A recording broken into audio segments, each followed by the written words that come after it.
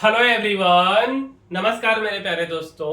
NEET UG के registration से related एक इम्पोर्टेंट इंफॉर्मेशन है। आइए इस वीडियो के अंदर समझते हैं। मेरे भाई, नीट यूजी अब 31 तक रजिस्ट्रेशन होगा। एमसीसी ने ऑल इंडिया कोटे की प्रथम राउंड काउंसलिंग का संशोधित शेड्यूल जारी किया है। इसी से रिलेटेड न्यूज है और एक बार समझते हैं कि क्या है एक्चुअल में। मेरे भाई, एमसीसी ने अखिल भारतीय कोटे की एमबीबीएस और बीडीएस सीटों की काउंसलिंग के शेड्यूल में परिवर्तन किया है। पहले काउंसलिंग, रजिस्ट्रेशन और सिक्योरिटी डिपॉजिट के भुगतान की अंतिम तिथि 28 जुलाई थी, जो कि अब बढ़ाकर 31 जुलाई कर दी गई है। चॉइस लॉकिंग का समय भी 28 जुलाई से बढ़ाकर 31 जुलाई रात के 11:55 तक कर दिया गया है। पहले सीट अलॉटमेंट रिजल्ट की तिथि 31 जुलाई थी, लेकिन अब उसे भी बढ़ाकर 3 से 4 अगस्त कर दिया गया है। कॉलेज रिपोर्टिंग की तिथि पहले 1 अगस्त से 6 अगस्त के मध्य थी, उसे भी परिवर्तन करके अब 4 अगस्त से 8 अगस्त कर दिया गया है। काउंसलिंग एक्सपर्ट पारिजात मिश्रा ने बताया कि यह परिवर्तन एमसीसी को अपनी ऑफिशियल रजिस्ट्रेशन वेबसाइट में विगत 2-3 दिनों से आई विसंगतियों के कारण करना पड़ रहा है, क्योंकि कैंडिडेट्स अपना रजिस्ट्रेशन और चॉइस फिलिंग नहीं कर पा रहे थे। साथ ही राजस्थान और कई अन्य स्टेट काउंसलिंग के लिए भी नोटिफिकेशन भी अभी तक जारी नहीं किए गए हैं। ऐसे में एमसीसी को उक्त कदम उठाना पड़ा। परिजात मिश्रा ने बताया कि जिन भी कैंडिडेट्स ने एमसीसी के ऑल इंडिया कोटे की प्रथम राउंड काउंसलिंग हेतु रजिस्ट्रेशन अभी तक नहीं किया है, वे बिना विलंब अपने रजिस्ट्रेशन, सिक्योरिटी फी भुगतान और चॉइस फिलिंग की प्रक्रिया को अति शीघ्र पूर्ण करें।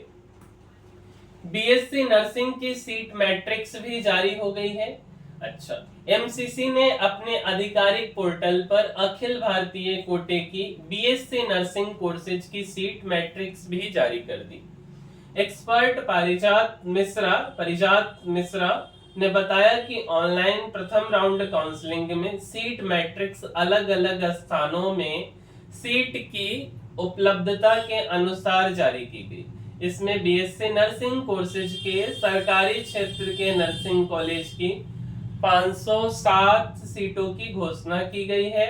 इसके तहत ऑल इंडिया कोटे में 327 सीटें, दिल्ली नेशनल कैपिटल टेरिटरी की 104 सीटें, दिल्ली नेशनल और कैपिटल टेरिटरी सीडब्ल्यू कोटे की 15 सीटें और ईएसआईसी कोटे की 60 सीटें शामिल है।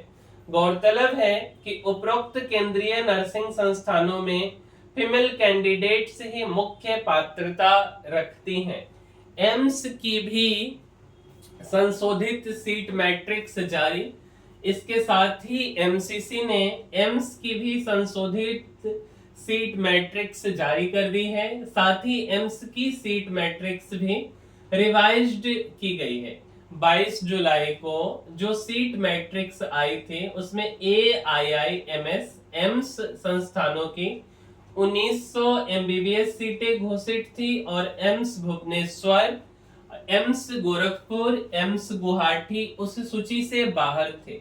लेकिन रिवाइज्ड सीट मैट्रिक्स में ये इन एम्स को एमबीबीएस सीट की चॉइस फिलिंग भी आ रही है। नई संशोधित लिस्ट के बाद एम्स की 2257 एमबीबीएस सीटें हो गई हैं। मिश्रा ने बताया कि एमसीसी ने रीसेट अनलॉक का विकल्प भी कैंडिडेट्स के लिए शुरू कर दिया है। यह कैंडिडेट्स के लिए एक बार का अवसर है, जो कि रजिस्टर्ड कैंडिडेट्स के लिए 28 जुलाई की सुबह 10 बजे तक खुला रहेगा। कैंडिडेट्स इसमें अपने कोई भी यथोचित संशोधन कर सकेंगे। चॉइस लॉक करने से पहले फी आपको देख लेना है। कैंडिडेट्स चॉइस भरते समय संबंधित कॉलेज की फी का अवलोकन भी जरूर करें।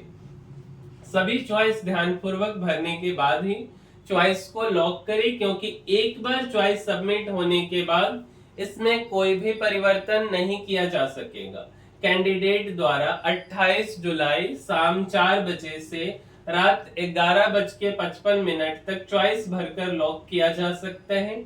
28 जुलाई की रात 11:55 बजे तक चॉइस लॉक नहीं करने की स्थिति में सभी चॉइस ऑटो लॉक हो जाएगी।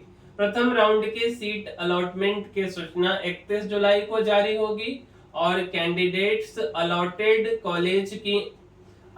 कॉलेज का ऑनलाइन अलॉटमेंट लेटर प्रिंट भी कर सकेंगे।